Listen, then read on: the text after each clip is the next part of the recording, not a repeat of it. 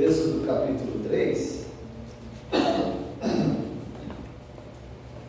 nós estamos estudando sobre o estadista de Deus. O que é um estadista? O estadista é alguém que cuida dos negócios de uma nação.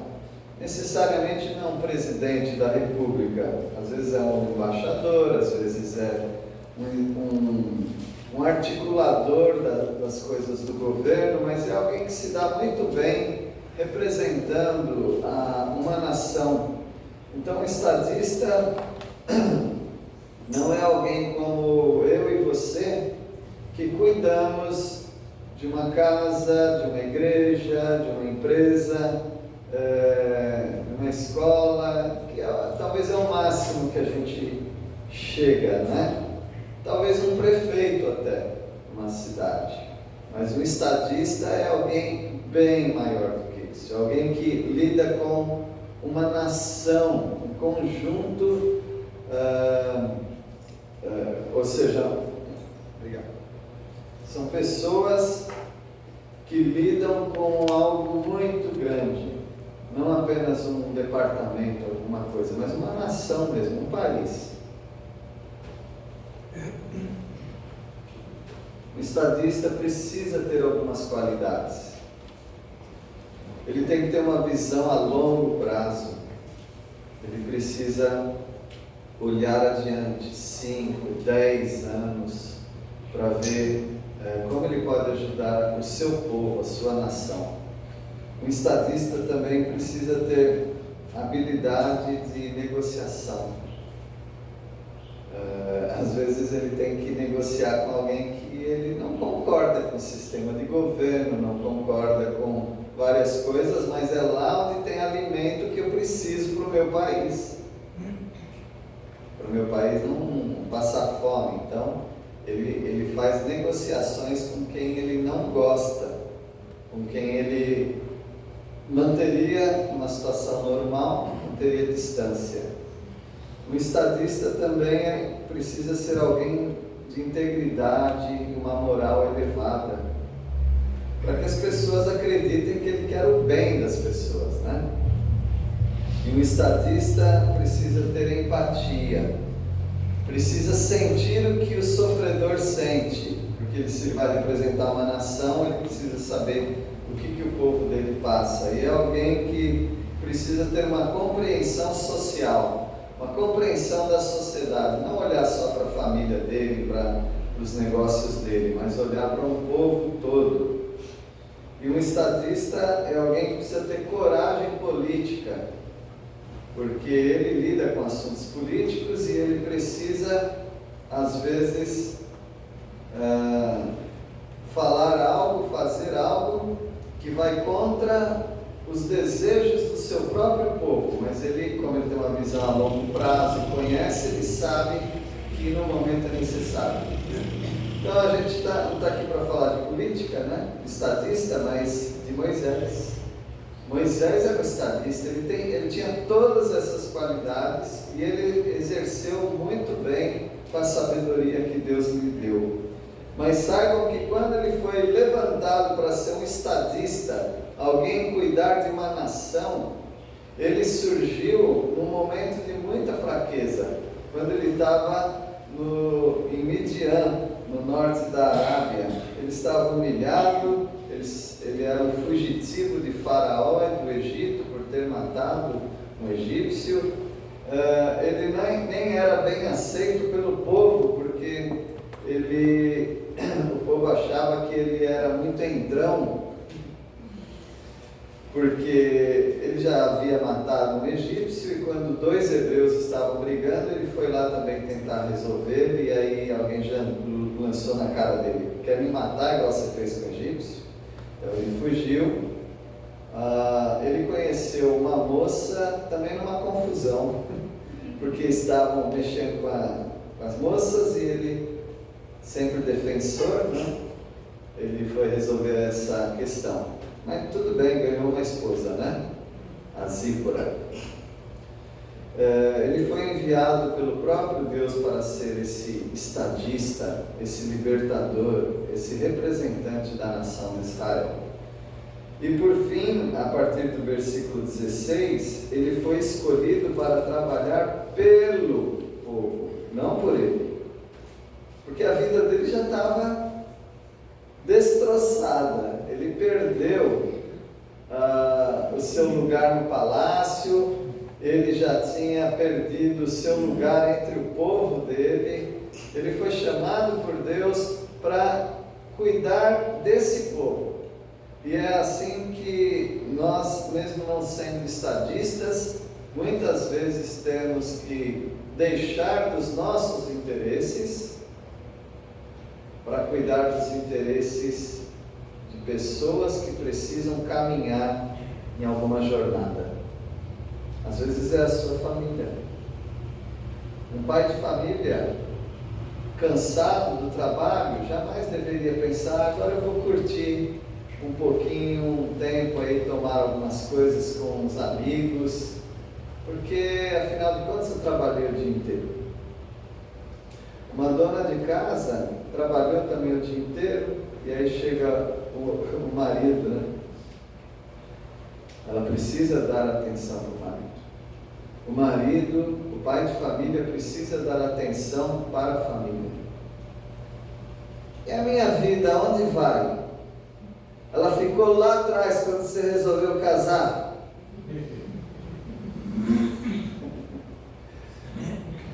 Mas eu tenho a minha vida e eu preciso também me divertir. Não, você fez uma escolha. E quando nós fazemos uma escolha por pessoas, nós precisamos viver pelas pessoas. Pense nisso, porque você não vai ser um estadista, como eu não vou ser, provavelmente. Eu me lembro do professor do ensino ginásio, para quem sabe. Ele falou assim: estude francês, porque para o brasileiro o francês é mais fácil que o inglês. E depois vocês vão andando pelos caminhos da política, e você vai ter a oportunidade, dependendo ele falou da sorte, de ser até um embaixador, ou algum secretário de embaixador na França. E a turma começou a querer estudar francês, né?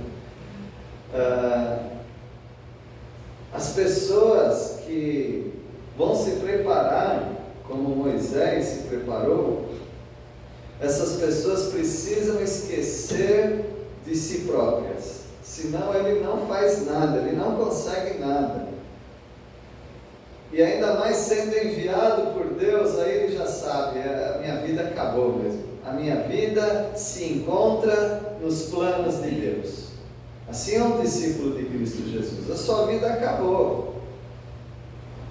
Porque para mim, o morrer é lucro. É assim que ele fala?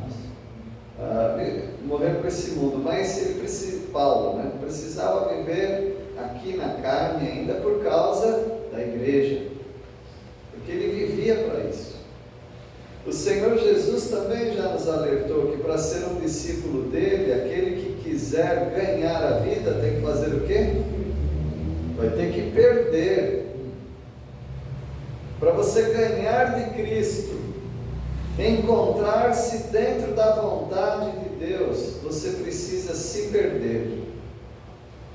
E assim foi com todos os servos do passado, e assim precisa ser também com os servos de hoje. E quando eu falo dos servos de hoje, é você, mãe, dona de casa, é você, pai de família, marido, é você, professor, é você, líder, pastor.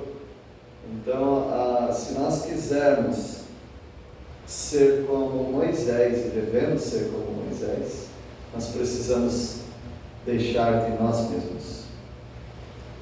Ele foi escolhido para trabalhar pelo povo, e trabalhar pelo povo, ele sabia: eu preciso procurar primeiro os anciãos, os líderes. E ele sabia também que ele ia sofrer oposição, talvez do povo, com com certeza de Faraó, mas oposição ia vir. E ele sabia também que Deus ia suprir tudo o que ele precisasse. Versículo 16, alguém pode ler? Vale a junta aos anciãos de Israel, diz: Senhor, o Deus de vossos pais, o Deus de Abraão, o Deus de Isaque e o Deus de Jacó, me apareceu dizendo: em verdade vos tenho visitado, por isso que vos tem sido feito no Egito. Ele ajuntou, ele tinha que ajuntar os anciãos. Vai na nata, vai na liderança, porque é dali que você vai conseguir ir adiante com o seu projeto. Versículo 17. Portanto, disse eu: far-vos-ei subir da aflição do Egito, para a terra do Cananeu, do Eteu, do Amorreu, do Ferezeu, do Eveu e do Jebuseu, para uma terra que mana leite e mel. Um plano muito bem traçado pelo próprio Deus, mas procura a liderança, porque é dali que você vai conseguir ir adiante com esse plano. Versículo 18. Ouvir a tua voz em graça, tu, os anciãos de Israel, ao rei do Egito, e dir-lhes: o Senhor, o Deus dos hebreus, nos encontrou agora, pois deixar-nos ir caminho de 3 dias para o deserto, para que sacrifiquemos ao Senhor nosso Deus. Deus vai providenciar que os anciãos vão atender o projeto de Moisés, que era o plano de Deus, e também eles iam, interessante, no relato eu nunca vi isso, mas na ordem sim, que os anciãos iam até Faraó junto com Moisés, iam falar que nós vamos sair por caminho de 3 dias para adorar o Senhor. Isso era um teste, porque na verdade Deus não queria um caminho de 3 dias, Ele queria para sempre, mas era um teste para Faraó, porque eles não iam falar: olha, nós vamos sair do Egito, vamos embora. Não, nós vamos adorar ao Senhor, caminho de 3 dias, que é o mínimo. Vamos ver o que o Faraó diz, que se o Faraó não deixar isso, é porque vocês vão ter que partir para a guerra. E foi o que aconteceu. Versículo 19. Eu sei que se o rei do Egito não for obrigado, ele não deixará vocês ir embora. Então ele já está dizendo, vai ter oposição, porque ele não vai deixar esse caminho dos 3 dias, então vocês já sabem que o caminho vai ser a mão forte de Deus, como nós conhecemos a história. Versículo 20. Portanto, estenderei a minha mão e ferirei o Egito com todos os meus prodígios que farei no meio dele. Depois os deixará ir.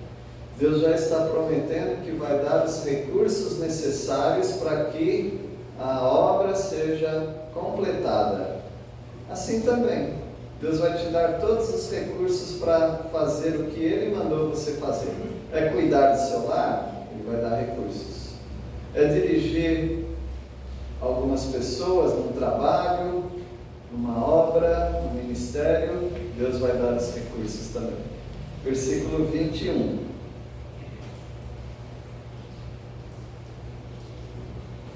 Eu darei mercê a este povo aos olhos dos egípcios, e quando saíres, não será de mãos vazias. Porque quando vocês saírem até chegar na terra prometida, onde mana, leite e mel, vão precisar comer, vão precisar se sustentar, vão precisar fazer a obra de Deus, ainda que precisa de recursos, mas não vão sair de mãos vazias. Eles trabalharam por quantos anos?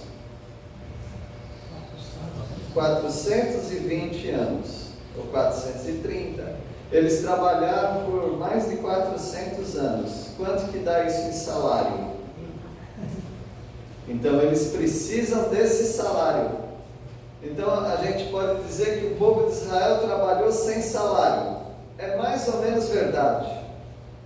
É como se você trabalhasse, parece que de graça, por um ano inteiro.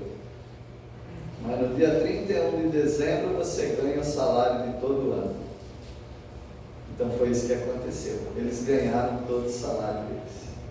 Eles trabalharam como escravo por aquele tempo, mas Deus devolveu para eles o que era direito deles.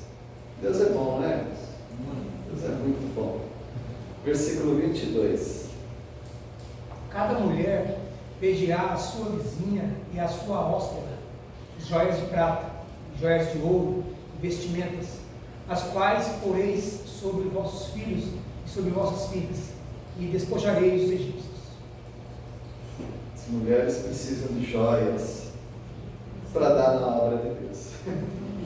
Então elas vão ter joias, eles vão ter muitas coisas, vestimentas, panos, tecidos, fazenda. Tem alguém aqui que conhece tecido como fazenda? Mostrou a idade. E eles vão levar couro de peixe. Eles vão precisar de couro de peixe. Eles vão levar muitas coisas porque eles vão ter uma obra lá no deserto chamada Tabernáculo. Eles vão precisar de muitos materiais. Então eles levaram. Ainda bem que eles têm aqueles animais também. Você imagina aqueles animais cheios de fardos, né? Carregando as coisas deles. Despojareis os egípcios. Então vai ser assim que Deus vai trabalhar. Então esse estadista, agora ele começou bem. Precisou de 80 anos para que ele realizasse a obra do Senhor, começasse a realizar a obra do Senhor. Estou certo? 80 anos? Não tenho a mínima ideia do que é hospedar.